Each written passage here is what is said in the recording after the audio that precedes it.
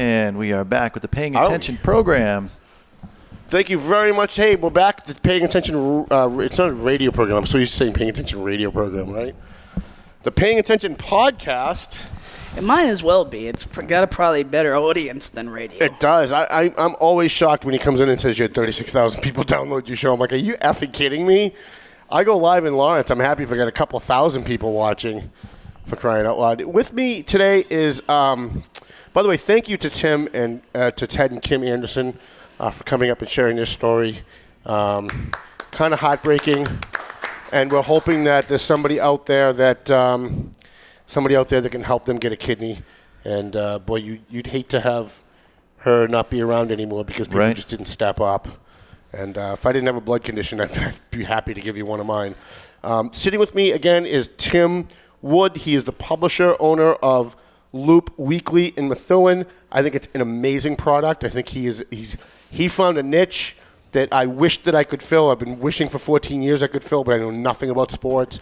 Came on board, did his weekly paper, and you actually were smart. You did a free mailing to every household when you first started, which kind of let people know you existed. It let them flip through your paper because it's in their home now, right? And, yes. And they flip through it, and I think that was a brilliant marketing strategy. I wish we'd thought of that when we started. I mean, I would have liked to keep it going, quite honestly. We had issues with the post office, and then I got sick. Right. I got sick right around Christmas, and I wasn't out on the street selling advertising anymore. And that is a huge nut to cover when you're talking about the mailing. And I got a lot of feedback.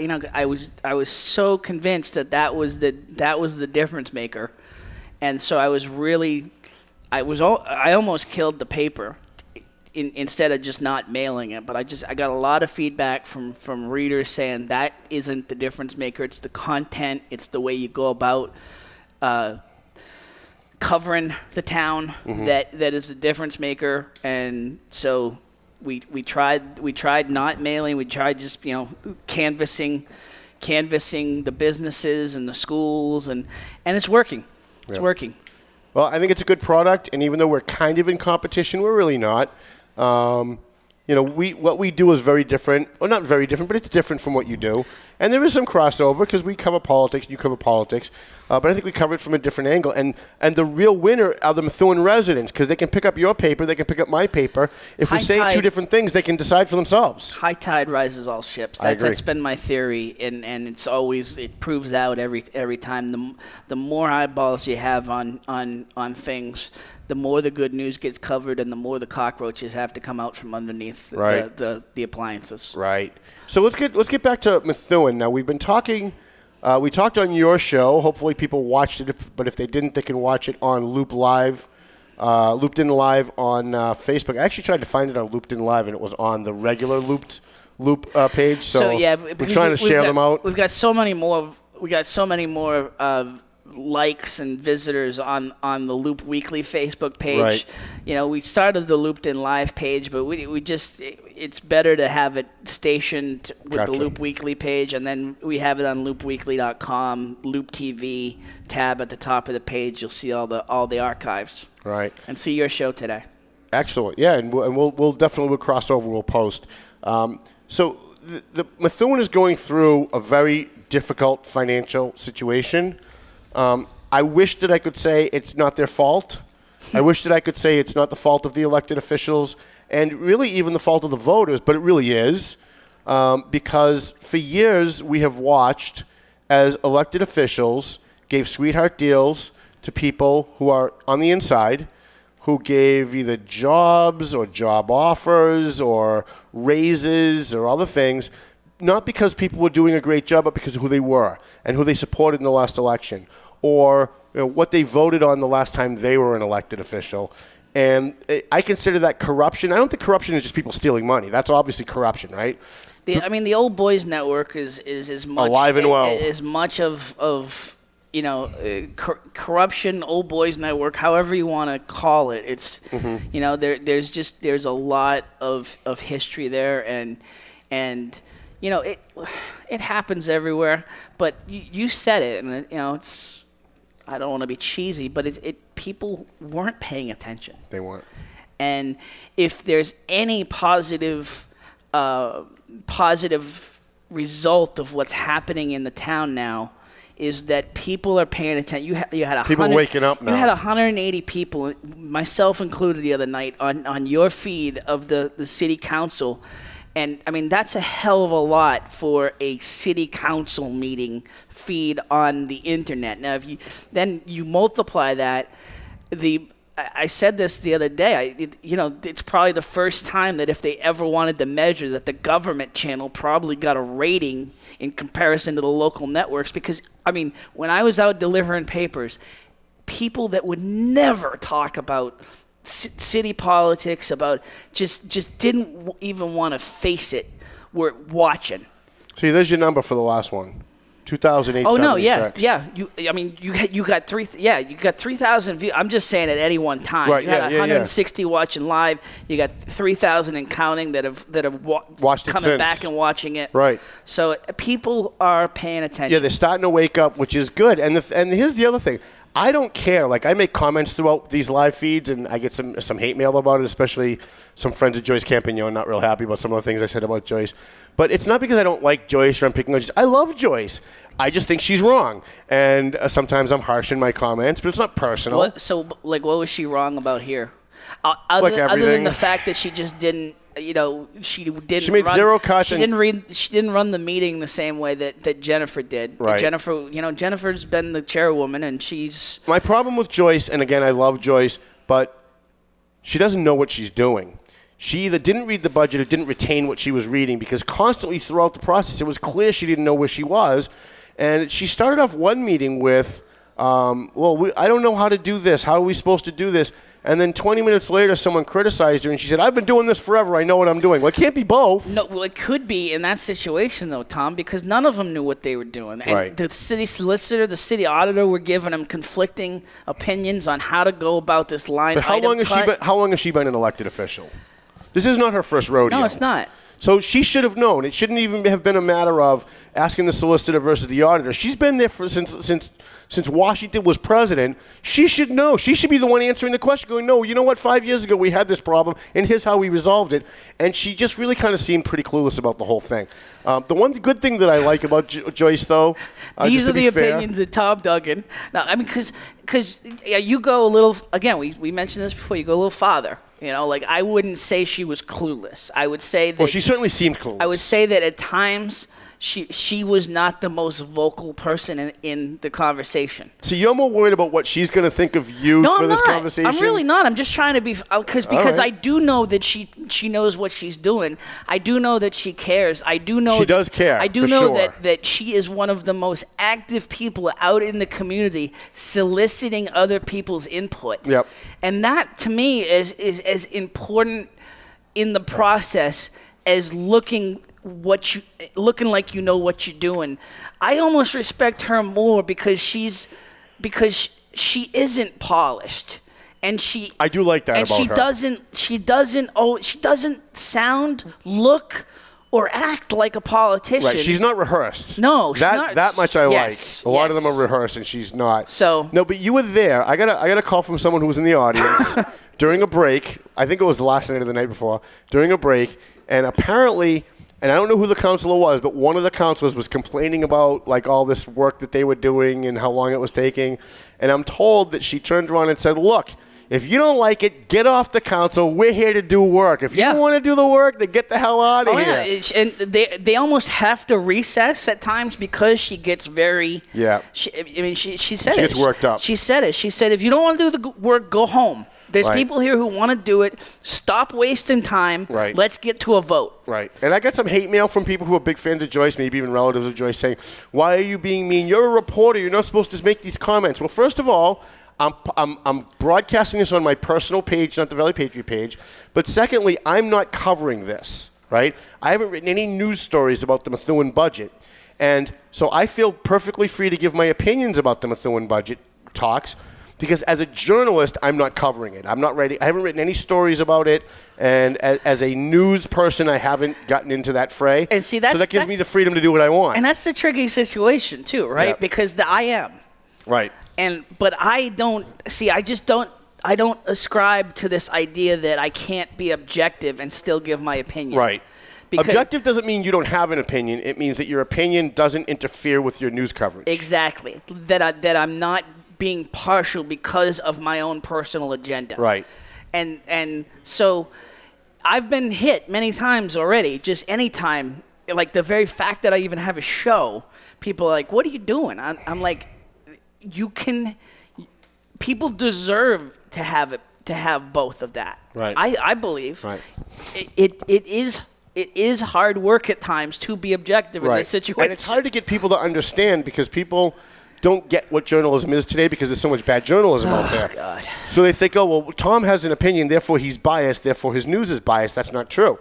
I can hate, I can hate school committee member Smith in Andover. I can hate the guy. And if he does something good, I'm going to write he did something good. Willie Lantigua and I viscerally hated each other when he was mayor. He could not handle the fact that I criticized him in the way that I criticized him. I certainly wasn't happy about the fact that he went on Spanish language radio and called me a racist every day. But he would still call me and say, hey, listen, here's something that I think you might be interested in.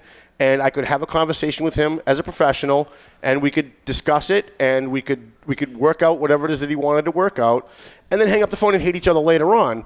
That's being a professional. So just because someone has an opinion doesn't mean that they're biased in their news coverage. And I get this a lot when I'm criticizing Democrats on something. I criticized Marie Sweeney in, I think, Tewksbury or Wilmington, and she went on her Facebook page. Instead of picking up the phone and calling me, she went on her Facebook page and she savaged me, and all the comments under it was, well, he's a Republican. What do you expect? Well, guess what? I'm not a Republican. I'm not a Republican. So I don't know what the hell you are, honestly. I'm really not anything. I'm really not His anything. initials of his party would be AH, I believe. Asshole? That's Let's start my own asshole party. I see the Ashholes. The Ashholes. Great show. Yeah. Right? I like to watch Radio TNT. Is that what it's called, Radio TNT? Political TNT. Political TNT. Boy, that's a great show. You guys really need to watch that. If you want to have fun, that's a good show to watch. So, I mean, what I respect, though, is you're accountable, okay? Like, I'm not perfect. I make mistakes. My motto in life that came from my dad is you're not about your successes. Right. You are about how you handle your mistakes. Mm-hmm. And if I make a mistake, I own it. We move on. Right.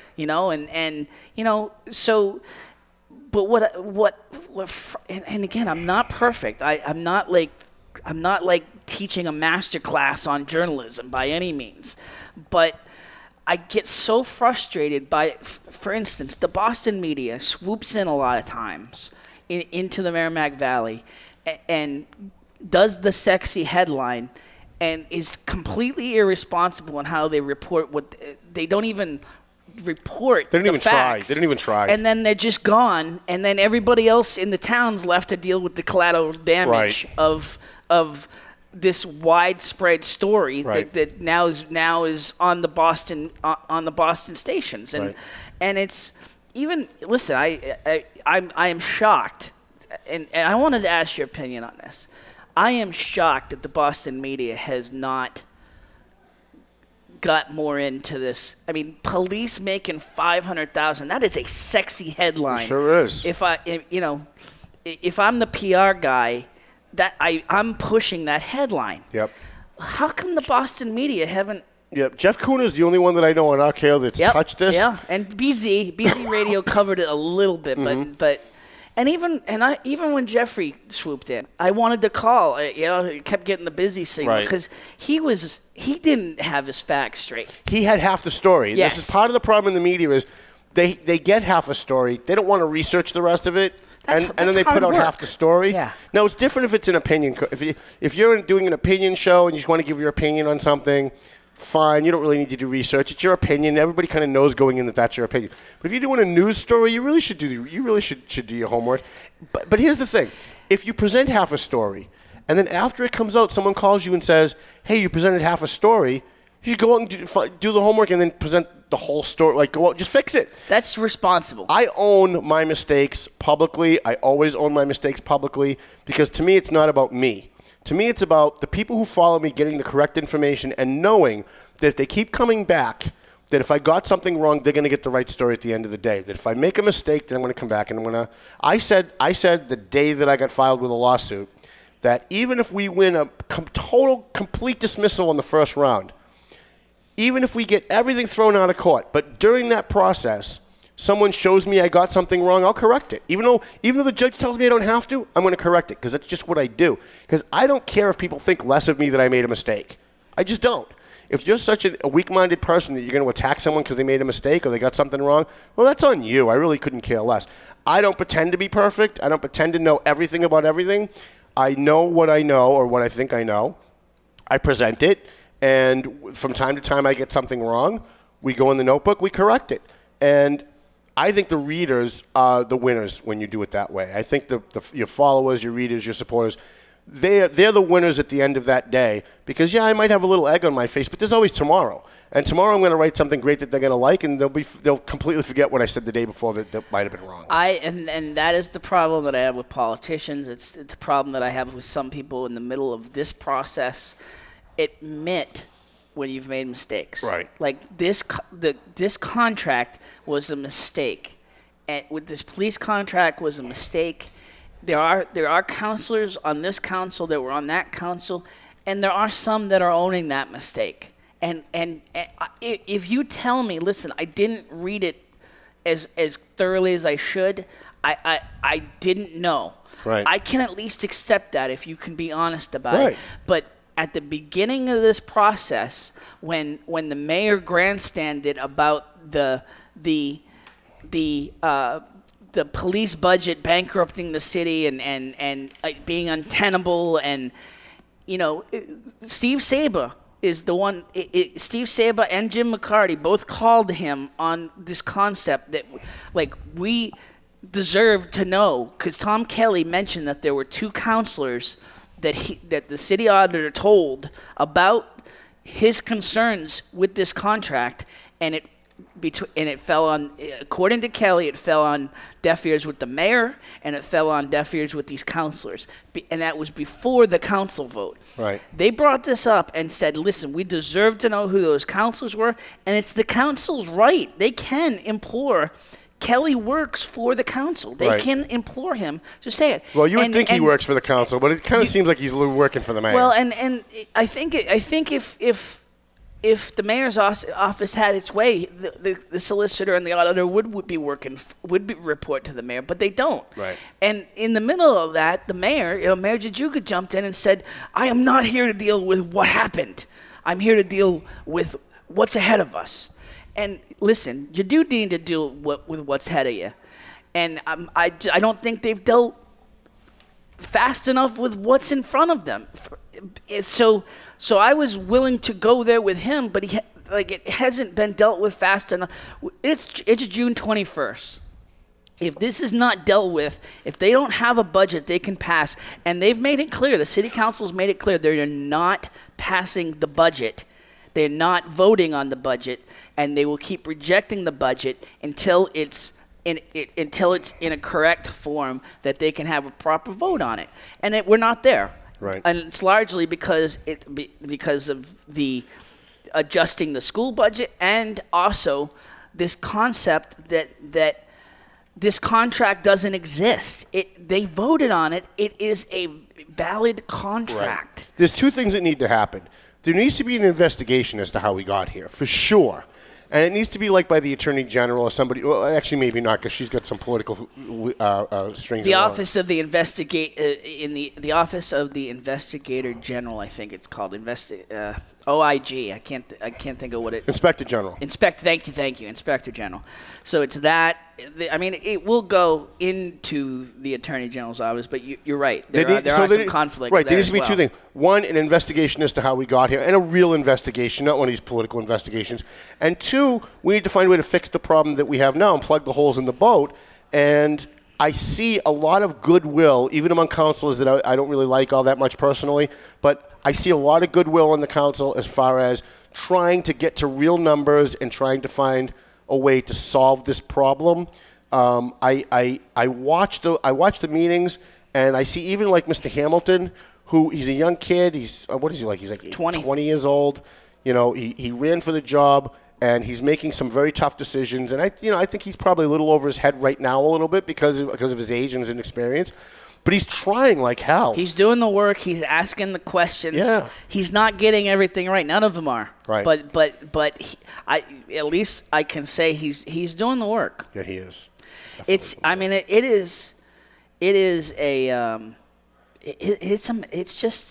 a cluster. It just is. It is just. I've covered a lot. Unfortunately, there's people that have lived in Methuen forever. People who have lived in the Merrimack Valley forever. I mean, I'm born in New England. I grew up in New England. Once I went away to school at Fordham, I've been a vagabond. I've lived in a lot of different places, chasing dreams, and the benefit of that is you do get to see how it's done elsewhere. Right. This is the worst I've seen in terms of just like how we got here and how we're going to get out of it. Like you said, it's corruption. I would put money corruption. right now on. I would put money on receivership at this point. I as a resident of the city, I hate to say that. Right. Because I knew for sure you guys were going to end up in receivership when the mayor got up and said, we can borrow $4 million, but we really should borrow a lot more because there's other things that we might not know about coming down the road. And as soon as he said that, it just brought me back to Kevin Sullivan back in like the early 80s in Lawrence doing the exact same thing. And it's a formula. You borrow a little bit more than what you want and maybe a lot more than what you want, and that drives property taxes down. People start selling their homes. And the next thing you know, you've got a cascade effect of you're not bringing as much money in taxes, which means you have to borrow more money. And the next thing you know, you're under receivership because you just can't make your bills. To be fair, I will say in terms of how much debt they're carrying, Methuen, before this bond, they're pretty low comparatively to the Merrimack Valley. They're carrying about $4 million. But you've got no money in your reserves. No. I blame the last mayor for that. No, there's zero, and they're talking about taking the last $800,000 to put against the school budget. I just can't believe. They should cut $10 million out of that school budget. Make Judy Scannell make the cuts at the mid-level administrative positions, and give the money to the cops. I wasn't here. I mean, Dennis DeZoglio. Everybody tells me Dennis DeZoglio left with $17 million in the reserve fund. Mm-hmm. I mean, what was your opinion of him as a mayor? I didn't know him as a mayor. I really didn't start following politics until Sharon Pollard came along. Okay. I know what you know from what people have told me, right, that he was extremely financially capable of handling just about anything. And it's probably more a testament to his genius in what he was doing than it was that there was any kind of formula anybody else can follow. What do you make of this whole argument now that's coming out of this about mayor versus town manager government? Because that is gaining some steam in Methuen right now, this idea of bringing it before the Charter Commission and putting it to a vote with the people in terms of changing it back to a town manager. Yeah, I don't know. I live in North Andover. We have a town manager. And you have just as many problems with what we've been talking about today with a town manager that you have with the mayor, except the town manager isn't accountable to the public.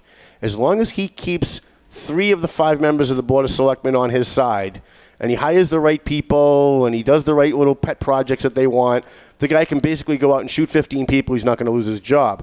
Whereas mayor, you really have to be held accountable. When the mayor walked out of that meeting rather than listening to the public, I think that was his biggest political blunder, and I think he's going to pay for it dearly. Yeah. And it's only because if you're a mayor, think about this, forget who's involved. If you're a mayor and you've got this big contentious thing going on with your budget and the public is upset, wouldn't you want to be there to listen to them? Wouldn't you want to hear them come after you and then be able to answer them and say, listen, I understand why you feel that way, and maybe we can work together on this?